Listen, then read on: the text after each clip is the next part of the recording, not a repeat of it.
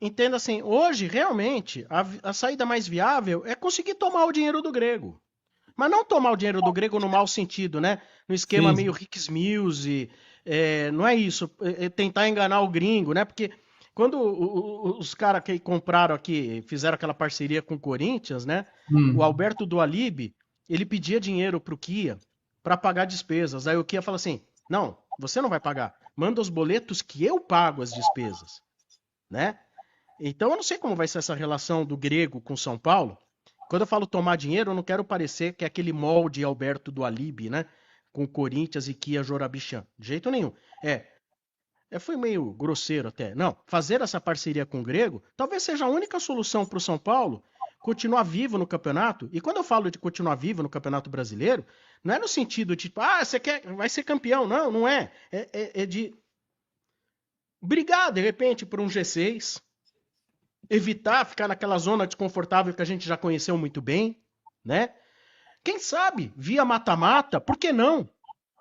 Porque depois que aquele time de São Paulo foi campeão da Copa do Brasil, esse time desse ano tem muito mais qualidade que daquele ano. sim. Muito mais. Não se compara a qualidade daquele com esse.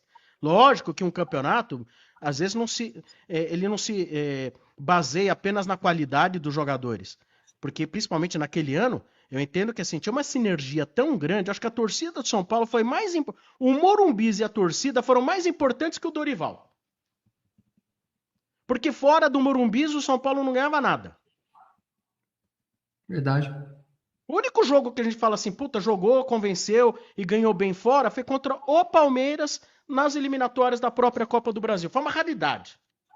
Porque contra o Corinthians a gente perdeu. E se Sim. o Lucas não viesse, não sei se a gente ganharia do Corinthians. O Corinthians perdeu o Roger Guedes e a gente ganhou o Lucas. A torcida inflamou. Tinha uma sinergia muito grande naquele ano, Morumbi São Paulo. Que convenhamos, hein? Ser campeão da Copa do Brasil com Rato e Nestor, cara. Para. Os deuses ajudaram a gente, Verdade. Tem toda a razão. Bom, né? Sombra, eu não estava te querendo por mim, eu até continuava. Eu estava realmente meio Não, vamos lá, mais uma, vamos lá. interrompendo, porque você falou que tem um próximo programa aí, só para falar, eu estava aqui olhando, ouvindo você falar, inclusive É, vendo o Dorival, você está falando do Dorival, acabei de olhar aqui, o Dorival está neste momento com uma camisa roxa do Corinthians entrando em campo para jogar a Copa do Brasil, agora também está aqui na é. tela de TV, enquanto você estava falando exatamente do Dorival, e a gente puxando, então vamos para a gente falar sobre a última pergunta aí, com relação a futuro do São Paulo. Tirando essa questão do próprio Júlio, que tem essa perspectiva de saída, tem muitas especulações sobre com relação ao futuro. Eu, particularmente, tenho bastante contato com muitos líderes de grupos políticos de São Paulo e venho ouvindo várias vertentes, várias pessoas falando sobre muitas coisas, mas o resumo é que hoje não existe realmente nenhum nome concreto, visível. Existem muitos pretendentes, existem muitas vontades, existem muitos inimigos, mas existem poucos candidatos palpáveis que a gente consiga enxergar, principalmente para o futuro. Por quê? Porque tem gente que é a favor, por exemplo, de uma reforma do Morumbi, tem gente que é contra a execução da questão do Marinax, tem gente que é contra isso, que é contra aquilo, mas você sabe como é que funciona. No final, quando você chamar a pessoa na chincha e falar, olha, eu vou te dar isso aqui, isso aqui, isso aqui de departamento, eu vou te dar isso aqui de status futuro, eu vou negociar com você determinada coisa, a coisa vai encaminhando para outros cenários, no final das contas, dentro de São Paulo. Eu hoje, das maiores discussões que eu tenho, principalmente com quem manda na política de São Paulo, eu falo sobre esses assuntos e vejo com essa grande preocupação com relação a isso, que é o que a gente está falando sobre a questão de virar SAF do São Paulo.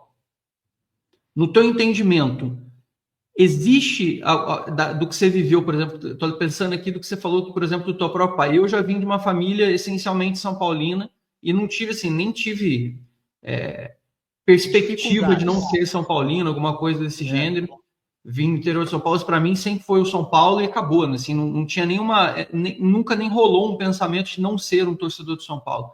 E quando eu paro para pensar hoje, por mais que eu também goste da ideia de São Paulo virar SAF, e assim, falando como alguém que tem a própria empresa, que cuida do próprio negócio, e vê isso como uma coisa positiva, eu tenho certos receios porque o São Paulo ser um clube satélite de um mega empresário me dá muito receio com relação ao São Paulo ser relegado a segundo plano. E a gente sabe que essa é uma possibilidade muito concreta e real, inclusive.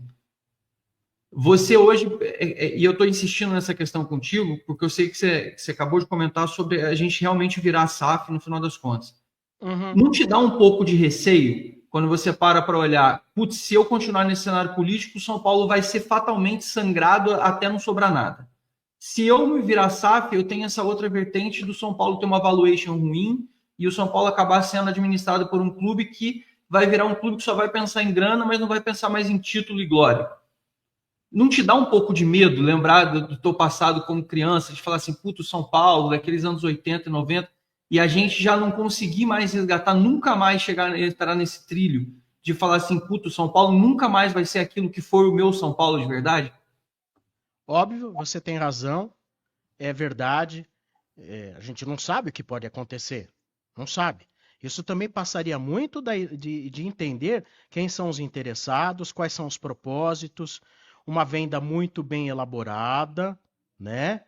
E mesmo assim, sempre vai ter aquela variável que você fala, não sei o que pode acontecer. Mas hoje eu já sinto o São Paulo relegado ao segundo plano com São Paulinos fervorosos. Hoje, quando eu vejo o que fazem com o São Paulo, eu já sinto. Quando você, por exemplo, me diz que tem conselheiro que é contra o Morumbi ser reformado, eu sinto o São Paulo sendo relegado a segundo plano. Quando eu vejo conselheiros com ideias tão toscas, eu sinto o São Paulo relegado a segundo plano. Porque o São Paulo, ele é segundo plano. Na verdade, ele é relegado todo dia ao segundo plano. A diferença é que amanhã você pode ter alguém que não seja São Paulino, seja empresário, o cara pode ser do Moçambique, pode ser vindo do Alasca e virar dono do São Paulo, tá? Mas essa coisa de dizer que hoje o São Paulo é de São Paulinos, pelo menos, não me convence mais.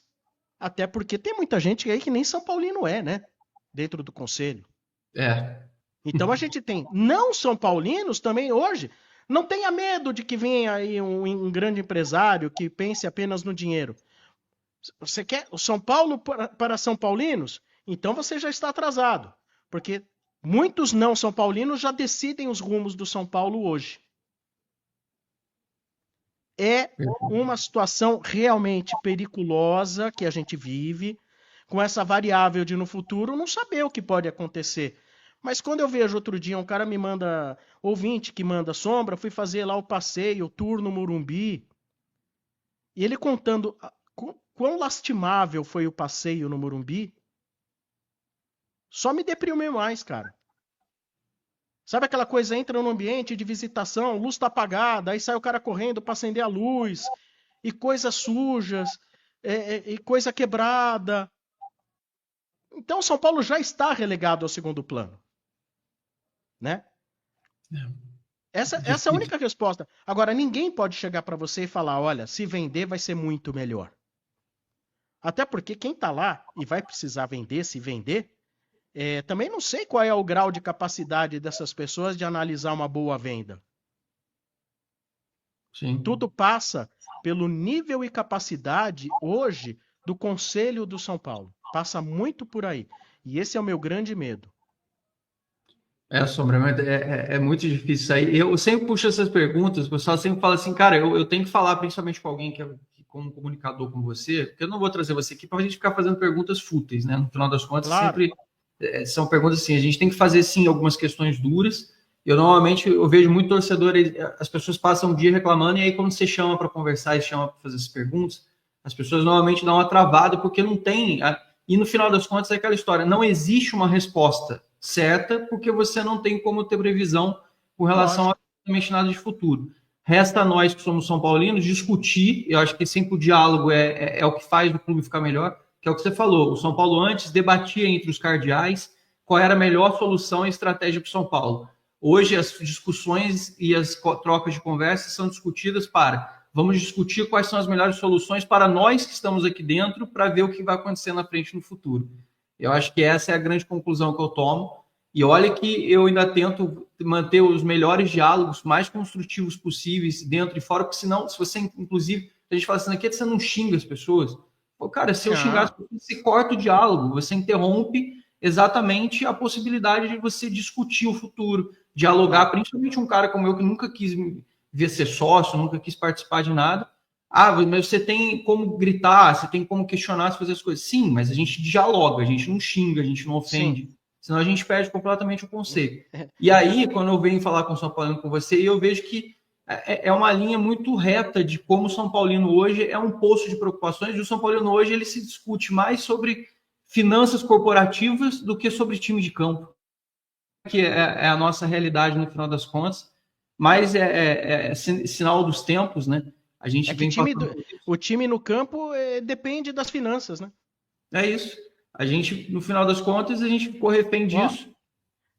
Eu vou te falar um negócio. Eu me tornei sócio do São Paulo Futebol Clube, não sócio torcedor, sócio do São Paulo. Sim. Foi em 2001, se eu não me engano. 2001 que eu me tornei sócio. Acho que eu paguei o título R$ 1.500.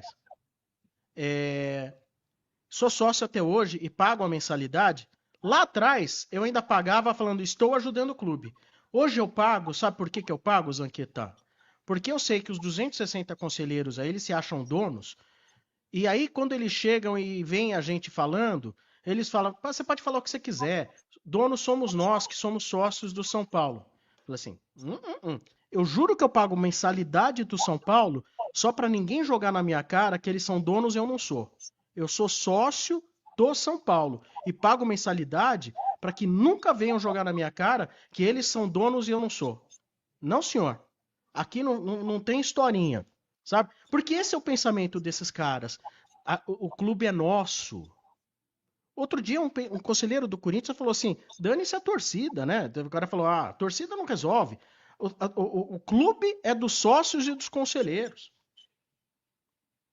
Até nisso eu tenho que me programar para me proteger dessa gente.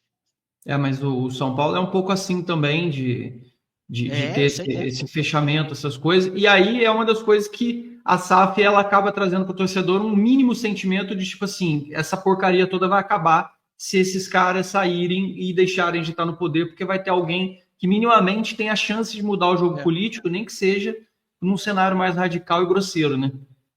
Eu não vou entrar no mérito aqui do que eu sou a favor politicamente falando, mas você acha que essas ideias mais ditatoriais no Brasil surgiram por quê? Porque o povo não aguenta mais o Congresso como ele é, né? E não que eu seja a favor de ditadura, mas suportar o Congresso como ele é terrível. Os caras brincam com o dinheiro das pessoas o tempo todo. E aí, você entendeu os paralelos que existem? É uma sensação de impotência que te faz agir de uma forma mais fora o diálogo muitas vezes já não é mais possível, né? No final das contas, você já cansa de dialogar, só falar e lamuriar, você quer partir para uma ação, né? No final das contas, é um pouco isso que sim. O que sobra para a gente, eu ainda instruo eu falo, pessoal, a gente tem as nossas limitações e a nossa capacidade é discutir sobre o clube. Hoje, no meu grupo mesmo, que a gente tem um grupo de membros, o pessoal estava falando assim, Zanqueta, o que aconteceria se o São Paulo não aprovasse as contas com o déficit que tem? Eu falei, amigo, te digo, infelizmente, de coração, não aconteceria nada. Porque eles não iam aprovar as contas, eles iam alegar na mesma hora. Falar, tudo bem, o clube para, o clube não faz mais nada, o clube fica insolúvel, e a gente trava todas as operações, vocês estão prejudicando o clube. Então, mesmo naquela época, lá atrás, quando começaram a surgir as primeiras dívidas, como você falou, que era uma coisa incomum, as pessoas aprovavam. Por isso elas aprovam hoje, porque senão isso atrapalha ainda mais o fluxo do clube e no final das contas a gente fica refém. Sobrando, eu de verdade, assim, por mim, eu ficava aqui 5 horas seguidas conversando contigo de São Paulo, mas o que eu quero de verdade meu tempo é limitado mesmo, cara. Eu quero te agradecer. Mas se você quiser fazer um segundo tempo em outro dia, em outro momento, a gente faz. Não tem problema. Vai ser um prazer enorme. Vai ser um prazer enorme. O papo é muito bom, uma delícia. Se deixasse assim, tem uma lista aqui. Se deixasse fazer pergunta para você até amanhã. Pode, depois a gente marca uma segunda etapa e a gente conversa com mais tempo.